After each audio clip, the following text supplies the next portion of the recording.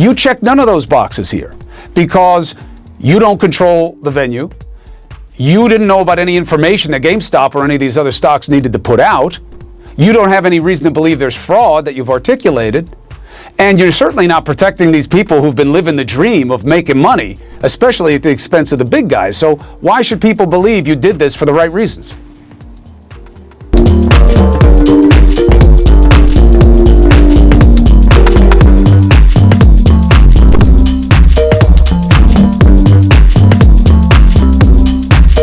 So we first have to explain what a short sale is for people who don't actually know what a short sale is. So we have a couple of players in our short sale. Okay, if you believe a value is overpriced for a stock, if you think that a stock is overpriced, then you engage in what's called a short sale so you can capture the value of the overpricing. Here's how it works. You have a hedge fund guy. We're gonna call that guy Bruce because everybody hates Bruce, right? So here's Bruce, okay? So you got Bruce. Over a 1 month period, Bruce believes that the stock of GameStop is going to drop, right? This is 1 month, okay? So what does Bruce do? He doesn't own any stock in GameStop because he doesn't like GameStop. He thinks that it's actually not a company that is of great value. So what does Bruce do? He goes to a broker, right? The broker then proceeds to lend Bruce the stock, okay? The stock is moving from the broker to Bruce. Bruce is going to borrow that stock for a month. Then, 1 month from now, Bruce is going to give that stock back to the broker plus some sort of percentage fee. So let's just say that Bruce is going to give for the sake of easy math, the broker back the stock plus $10. So Bruce, in 1 month, is then going to reverse the transaction. He's going to return the stock to the broker plus $10. Okay, now, Bruce, again, he thinks that the stock is overpriced right now. So now Bruce has the stock. So what does Bruce do? Let's say that the stock price is $50 for the sake of argument. So Bruce then goes to the market and he is going to sell this stock, right? He's going to sell the stock that he has borrowed to the market.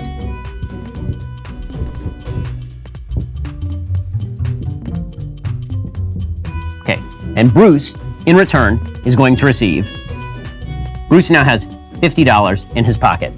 Now, the month progresses. Bruce has no stock, but he has to return the stock back to the broker. So what does he do? He waits for a month. Now, because Bruce was right, the stock price dropped. So Bruce can now buy the stock from the market, right? So the market is now going to sell the stock to Bruce.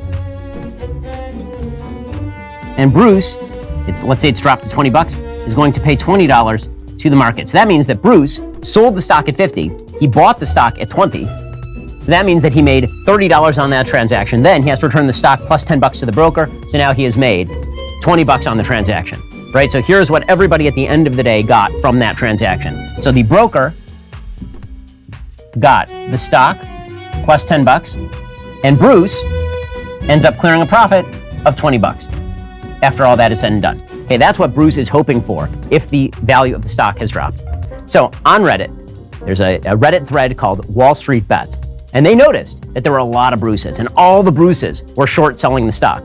All the Bruces were basically betting that they were going to be paying back the broker the stock right now. But they don't actually have the stock, right? They haven't actually bought the stock yet, right? They're planning on buying the stock right before they sell it back to the broker. So they don't have the stock. So what do the subreddit guys do? What the subreddit guys do is they say, okay, what if we just Bruce? What if what we actually do here is drive up the price of the stock, right? So now, when Bruce, let's say he sells it for $50 because he thinks it's going to be down at 20 a month from now. Now the month has passed, right? We're now in this period. So the Reddit guys, what do? They say, we are going to artificially boost the price of the stock because all of us are going to get together. We're going to buy up all of the stock that exists in GameStop. We're going to buy like all of it. And so the price is not going to be $20 for Bruce to actually buy the stock so that he can pay back the broker. Instead, the stock is going to be $200, right? So now Bruce is really screwed because Bruce sold the stock for 50, but now he has to buy the stock for 200. So that means that Bruce is no longer up $20. Now Bruce is down $160. Right, so that is what they are doing. In short, they're basically screwing Bruce beyond belief by artificially boosting the price of the stock. What the big hedge fund guys are doing is they are betting even more into short, right? They're saying, okay, for sure the stock is going to drop. We know it's going to drop. It's just a matter of time for it to drop. So what they are actually doing is creating more of an impetus for people to continue buying the stock and setting the stock price higher, because the more that they short squeeze, it's called the short squeeze, the more that they short squeeze the brokers, the more that the brokers are going to have to pay in order to fulfill the promises that they have made to the brokers in the first place. The more Bruces they screw, the more money they can make. But that only holds true so long as you can hold the line, so long as there's a collective action not to just sell right now and drop the price of the stock. So that is what is going on right now. Now, in the midst of all of this, a bunch of tech companies have decided they don't like what the Reddit guys are doing. They don't like that the Reddit guys are screwing the Bruce guys. And there are a couple reasons they're saying this. One is they're saying that the Reddit guys, they don't care about the underlying value of the stock. They don't care about the fact that they are now trading the stock in multiple times what it actually is probably worth. What they really care about is screwing the Bruces of the world, and this is screwing up the market mechanism. So that's kind of a somewhat fair criticism. The other thing that they don't like is they don't like the people getting screwed. They don't like that it's the hedge fund guys that they normally trade with who are getting screwed. So what you have seen is places like Robinhood say, we're not going to allow you to continue to buy up the stock and continue to artificially inflate the price of the stock.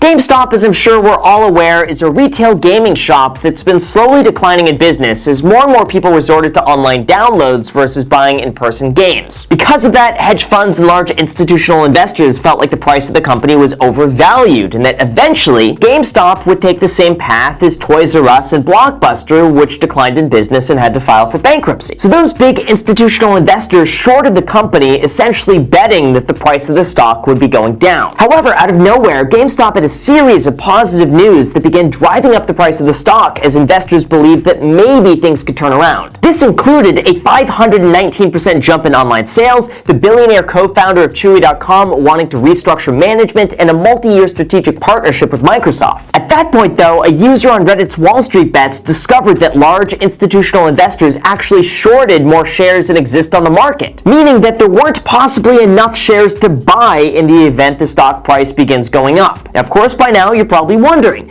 how on earth are you able to short more stocks than even exist on the market? Well, here's where things start getting really good. Anytime you short a stock, you're actually borrowing it from person A and then immediately selling it to person C with the expectation of being able to buy it back from person C in the future at a cheaper price. So that way, you could eventually give it back to person A while you pocket the difference in profit. But shares like this could actually be borrowed multiple times. And there's nothing stopping person C from loaning the stock to person D, who also wants to short the stock by loaning it to person E, and this continues while the same stock is shorted multiple times, transferring from one person to another until eventually more stocks are shorted than actually exist for sale. Well, Reddit saw this, and they knew that the good news combined with an increased demand to buy the stock would cause a lot of these institutional short sellers to lose money. And when they're unable to find enough shares to buy so that they could return it to the person they borrowed it from, they would be forced to pay whatever price that you would want. However, institutional hedge funds caught on to this and they saw the stock price rising up. So they literally doubled down, sunk billions of dollars into an even heavier position to stay afloat. And now it's become a full-on game of chicken to see who sells first. Retail traders who could stand to make billions of dollars, or hedge funds which could go bankrupt.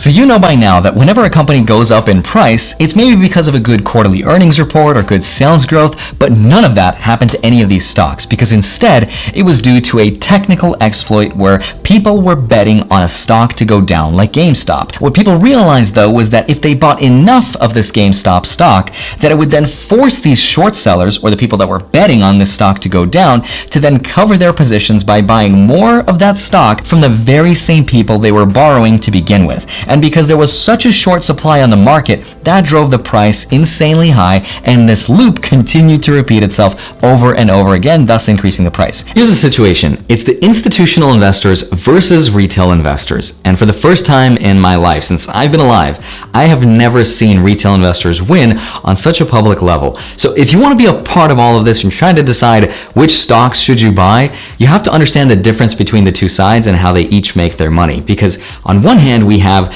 the institutional investors, the hedge fund money. And these guys make their money by managing lots of wealthy money from other wealthy people in order to make more wealth for more wealthy people. And if you want to invest with hedge funds, you probably cannot, because you need a lot of money and there's a minimum requirement in order to invest with them, which is why for the longest time since the beginning of history, hedge funds have been the clear winners of the market. They have so much money that no matter where they move their money and no matter which stock they buy has been in some cases enough to move the price of a stock substantially, which could also be argued as price manipulation that is no different than what we've seen this week from WallStreetBets. And in some cases, they have so much money that they can destroy an entire company. And here's how they do this and how this affects us. So hedge funds take their money from pension funds and other wealthy investors where they will then make themselves richer. But one of the ways they do this is with something called an LBO, which is a leveraged buyout. So imagine a company like Gamestop or AMC or Dillard's or my personal favorite, Toys R Us, because we are all Toys R Us kids.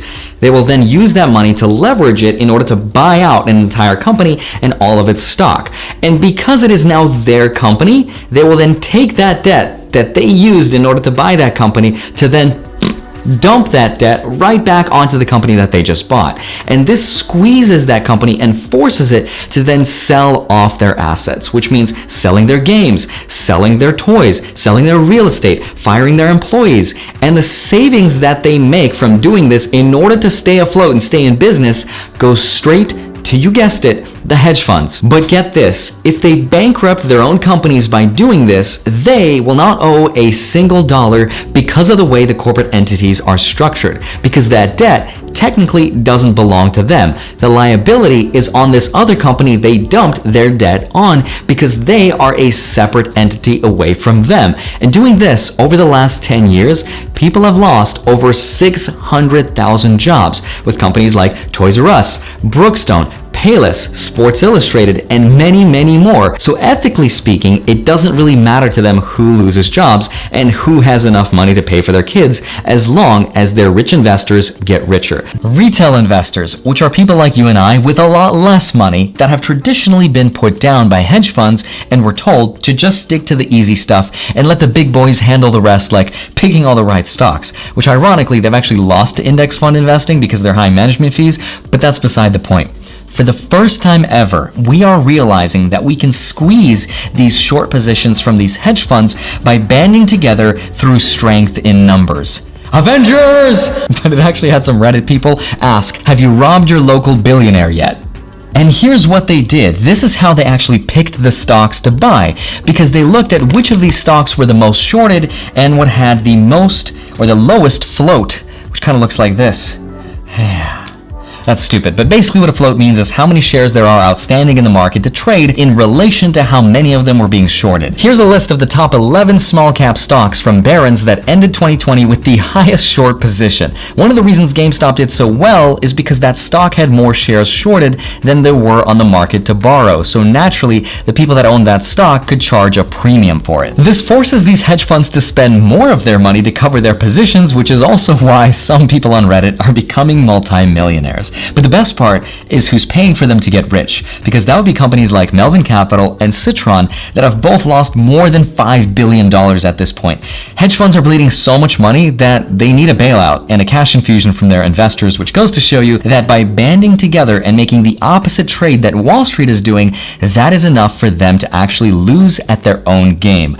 So while this retail and institutional battle was going on, the NASDAQ stopped allowing trades, which is crazy. But it gets worse because TD Ameritrade, Charles Schwab, Webull, Robinhood all stopped allowing people to buy those stocks. Now, if you bought the stock on Thursday, it's still okay, you could still sell it, but you couldn't buy any more, which completely destroyed the entire momentum and reason of what people were trying to do in the first place, which was to rob from the rich and give to the poor, which is also a huge mistake on Robinhood's part, because that would have been a great PR move. They dropped the ball on that one. Instead, though, people were blocked and censored. What? Poor people are making money? Stop them at once, Harold. Now, on the surface, we are told that it was for safety reasons and that it's just to prevent us from YOLOing all of our money and then losing it all. But the truth is a lot more nuanced, and it's going to blow your mind.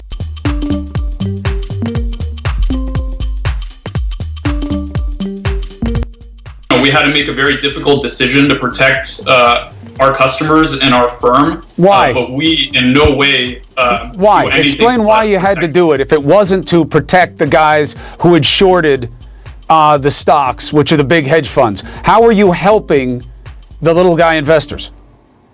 Well, I know that there's rumors around that we were directed by market makers or other market participants to do this, and I want to be 100% clear. This decision was not made on the direction of any market maker or other market participants. So why'd you do it? Decision.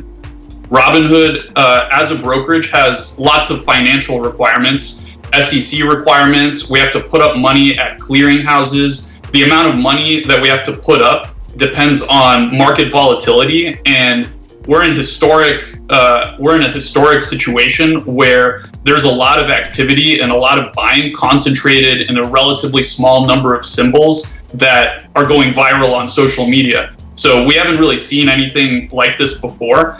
And to prudently manage the risk and the deposit requirements, we had to restrict buying in these 13 stocks. But customers that held them could sell throughout.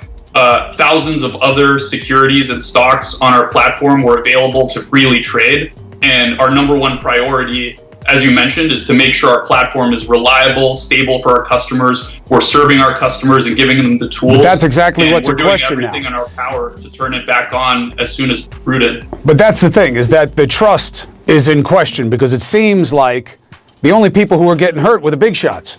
And that if they were benefiting from this, your small investors now believe that you wouldn't have shut down the game. And just one thing without getting in the weeds here. You don't control the listing venue for GameStop. Now, I used to work in finance, so I know this stuff, but the audience doesn't need to. The New York Stock Exchange does. So if anybody was going to control the listing and shut it down, it should have been them, but it wasn't. It was you. And the reason that they do it is very limited. They do it because they think there's evidence of fraud, or they think that there needs to be a material disclosure by the company that hasn't been made. And that's done to protect the investor. You check none of those boxes here because you don't control the venue. You didn't know about any information that GameStop or any of these other stocks needed to put out. You don't have any reason to believe there's fraud that you've articulated. And you're certainly not protecting these people who've been living the dream of making money, especially at the expense of the big guys. So why should people believe you did this for the right reasons? Well, we have no choice. We have to comply with all financial requirements. And The SEC regulations. hasn't said you had to do this. How many times when the hedge funds are making millions of dollars, billions of dollars, there's an article that I saw, Citadel make $6.7 billion on volatility of the stock market. How often do they stop it and say, hold on? No, it never happens that way. This is the first time I can ever remember where you could only sell a stock, you couldn't buy it. If they were that concerned, they should have froze it, and you can't sell or buy, and if people want to liquidate at the price they had the stock, that's fair. But to crater it, and again, in the history of the stock market, don't ever hear the rich guys, the institutional firms, the hedge funds saying, hold on, we're making too much money, you better protect us in case it goes the other way. This seemed like it was just the little guy was winning and the rules changed on the fly. I have a confession to make. This is the first story that's excited me in a long time. Covering the pandemic and Trump and Stop the Steal and Capitol riots and the Biden presidency, it's been a real bummer.